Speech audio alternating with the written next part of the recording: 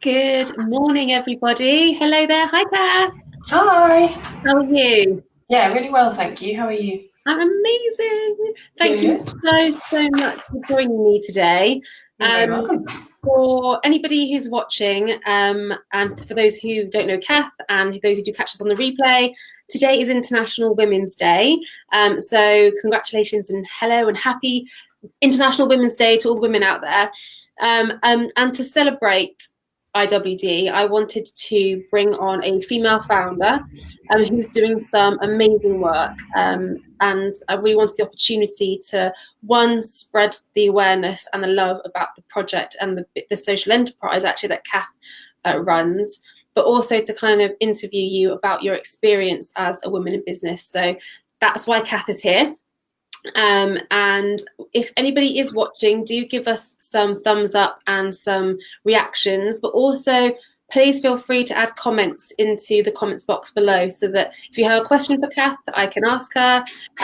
But any feedback about the kind of topics that we're discussing would be great as well. So yeah, lots of interaction, lots of love would be much appreciated. Cool. So Cath, tell us about One World Women. Yeah. Where do I start? So One World Women is a non-profit social enterprise, and what we do is we take experienced women from the UK, America, and the EU over to West Africa, and we partner them with local women and help them set up their own businesses. That's awesome. In a nutshell. In a nutshell, yeah. In a nutshell. So it's quite new, it's safe to say. So last year, what drove you to that point? Like, what did you do pre 2018? What was your backstory? So it was 2016, and I was having a really tough year. I bought my first house, and I basically was having a bit of a meltdown running my previous business. And it got to a point, and I just thought, you know what, I can't do this anymore. I need to have a change. Something's not working. So I sold that business, and in 2017, I took the time to kind of think about what it actually was that I wanted in my life. And I decided a few really key things. So I wanted to have the flexibility to travel. I wanted to be able to look after my mental health. I needed to have purpose in my life. And predominantly, I wanted to work with women. And then I just had to wait for an opportunity to come up. And that didn't happen until the beginning of 2018, when I met Ida, who's our partner out in the Gambia. And Ida runs a cookery school where she teaches people to make traditional Gambian cuisine. Cool. She's a really lovely lady, and she just blew my mind with how inspirational she is.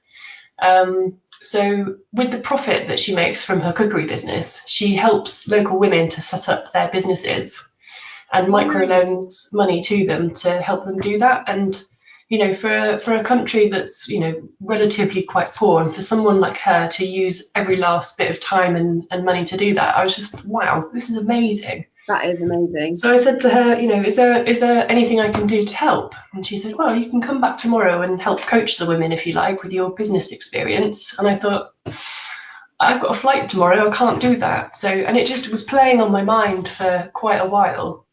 And it was 2 months later that Ida happened to be in the UK on holiday. So I flew up to Manchester to see her. And I pitched the idea of One World Women, and she said, let's do it. It sounds amazing. Let's give it a go. Yeah. That's just awesome. And like one of the reasons why I really wanted to have you on today for this live is because of your absolute, what you do just gels so well with Naturally Social, and that, you know, we're really driven by that purpose. Like, how can we make a difference to society? And for us, it's working with clients to give our skills to clients that want to make a difference. Absolutely. Yeah, and that's the thing. It's we say that what we do is we're leveraging our relative privilege. So you and I, we have degrees, we have various years of experience working in a number of different businesses.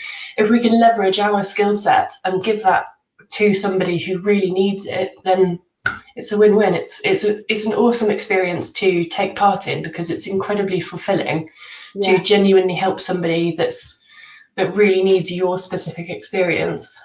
It's great. So why the Gambia particular? So the Gambia is in West Africa, and I honestly just happened to be there on holiday, and that's why that's how I stumbled across meeting Ida.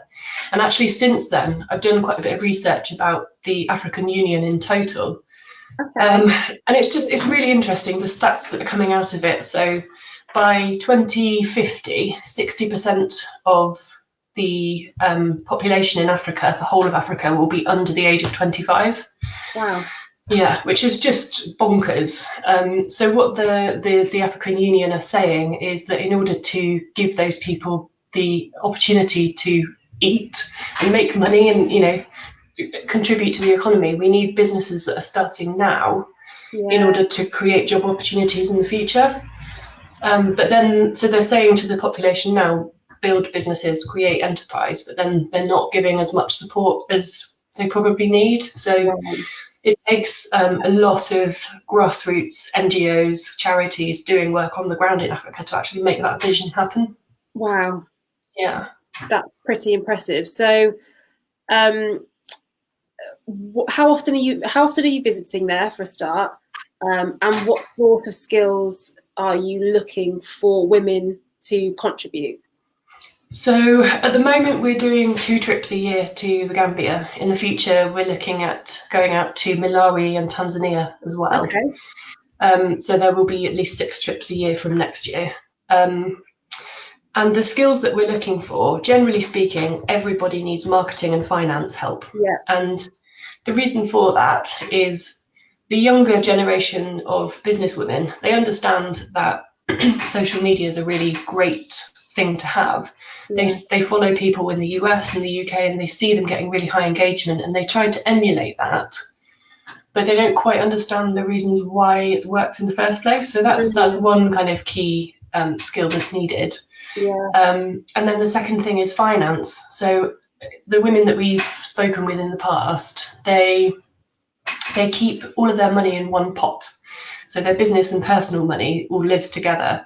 And that basically means that if there's a naming ceremony or a wedding, they clear out all of their funds, and then they have no money left to invest back into their business. So it's a bit of a starting again from scratch. Yeah, so it's just kind of teaching them how to save and pay themselves salaries and price their products correctly. And yeah, it's tiny little things that altogether amount up to a really sustainable business for them.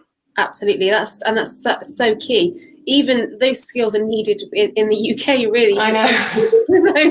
Yeah. So that's such great advice. You know, it's sad that kind of support isn't necessarily there on the ground in their own country. But I think that's why the magic of what you do is so important, and it's such a valued experience what you're offering. Is there a limit to how many people you want to take on each trip? Yeah, so at the moment we're taking between sort of 6 and 8 people. And the reason for that is because each of the programs we have completely different groups of people. And part of what we do is co-creation. So we do a survey of the Gambian women before we go out. So we look at what needs they have, what growth areas they want to achieve in their businesses. And then we create a program that's specific to them using the skills of the experienced women. So yeah, there's an element of kind of being involved from the very beginning. You don't just go out there and you know, we're really kind of making sure that both sides are buying into this partnership, so that once that week has ended, the support can continue for a much longer time. Absolutely, and they probably both feel like they've got something out of it. That's you know, the full 100% potential of what that partnership could be. Yeah, absolutely. Have you got some good examples of case studies of partnerships that happened? Yeah, absolutely. So one of my favourite stories is Sarah and Marie. So Sarah is a business consultant and specialises in marketing strategy. And Marie runs a bookshop where she sells educational supplies. And Marie, they're both young mums. They both got small children. And Marie has been running her kind of educational bookstore. She wants to, she has this vision of being able to sell school children books and stationery and things like that. And she does to a certain extent, but it's quite small, it's quite piecemeal. So Sarah and Marie came up with this incredible idea where Sarah has sent Marie 3 boxes of school children's books, so written in English, lots of pretty pictures. So she sent them to Gambia. Marie's going to sell those books, and then with the profit, she's creating leaflets that are then sent to all of the different resorts in the Gambia because it's quite heavily touristy. And on the leaflets, there is the opportunity to sponsor a school child. Wow. So the tourists are able to spend 25 quid or 50 quid in Marie's shop in order to send a kid to school. They get a backpack, all of the school books and stationery that they need for a school year. And Marie gets a 10% markup. So essentially she's tapped into a new market. She's created a new income stream, and she's got tourists now coming to her shop who might spend 25, 50 quid and buy an ice cream or a book or a pencil or something. So that's awesome. Yeah. I love that. That's such a great story. I know there's some more case studies on the website, isn't there? There will be, yeah. Promotional documents that you can send out. We've had a question. Is this a self-funded trip? And approximately what would be needed? So yes, it is a self-funded trip. So we have 2 programs, one which is for individuals who self-fund, and the other is we work with businesses who want to develop corporate social responsibility programs. So for the individuals, normally it's around £1,400 plus flights to the Gambia, and that's fully inclusive. And that includes a day before and a day after where we do the planning and feedback and those sorts of things. Yeah. Cool. Awesome. And there's loads more details on the website. Do you want to give your website a very quick plug? It's oneworldwomen.co.uk, and at the moment it's just a holding page, and the website goes live at the beginning of April. Awesome. So if anyone has any questions, I'm really happy to take questions or anything on email. So that's Cath with a C at oneworldwomen.co.uk. Awesome. And they've got a Facebook page, which I've tagged into the post, and I'll put in the comments as well. No problem. Couple more questions. And I like this one. I like something because we were talking about what sort of things we'd like to pull out with the interview, but there's been a lot of negativity around white saviorism on social. What do you think about this? What's your thought? Yeah, it's really interesting. I've done quite a bit of reading around it because I think you can only truly understand a subject if you read from multiple perspectives. Yeah. So I just think, so with Comic Relief in particular, they had the articles in The Guardian, the BBC recently about Stacey Dooley. And I just think from their perspective, their PR positioning hasn't been very clever. They don't actually talk about the results and what happens. What they talk about is the celebrities kind of doing the surface level. Yeah. And it's not really good enough. So in terms of white saviorism, I think it's just a really interesting subject. So you get people who are going over to Africa because they think that there's a problem there, or they think that, there's kind of famine and poverty and blah, blah, blah. And then they just kind of shoehorn whatever it is they do, whether that's money or aid or whatever, into wherever it will fit. And I think that is not a sustainable model. Charity in itself is not a sustainable model, just giving people money. Yeah. It needs to be a sustainable thing where, they're kind of supported for a longer amount of time. Yeah. And that's where we, I think, differ, because what we're doing is creating opportunity for people. So everyone who comes on our programs from either side apply. We don't go out finding people, they come to us. Yeah. And they have specific needs that they want help with. So, we're not kind of going to random villages and kind of saying to people, you must do this. Yeah. They're coming to us. It's that sign up, which is good. And that, like I said, that makes it sustainable because they want, they're not just looking for the handout or the money, just, they want to make a difference, and they want to have a sustainable business career, and look after themselves ultimately. Exactly. So what's the vision then? Before we wrap up, what's the vision for this wonderfully new and beautiful social enterprise that you have built at Wellbeing? Thank you. So the vision is to have an extra 2 countries, programs in 2 countries every year.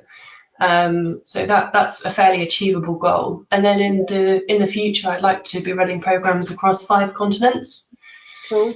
But that's, this is kind of 10 years away yet. I need to kind of build it up steadily. Yeah. Yeah, but everybody needs vision and goals, and I have Absolutely. no doubt that you are going to smash those goals and absolutely Thank do it. you. And I really, really look forward to seeing how you get on, and I'll be there cheerleading you along the way. Thank you.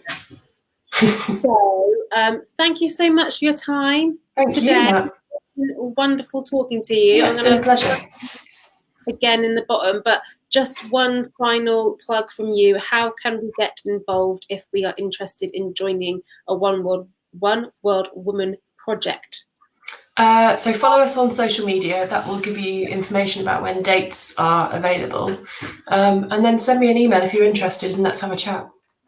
Cool. Awesome. Thank you very much, guys. Cath, it's been a pleasure. Thank you so much for having me, for coming on today. And, thank you so much to everybody who has watched and stayed with us live. And thank you to everybody who will watch this on the replay. If you've got any questions, do reach out. I'm going to pop Cath's links into the comments. And have a wonderful International Women's Day. And let's all lift each other up and continue supporting each other. Mwah. Much love. Bye. Bye.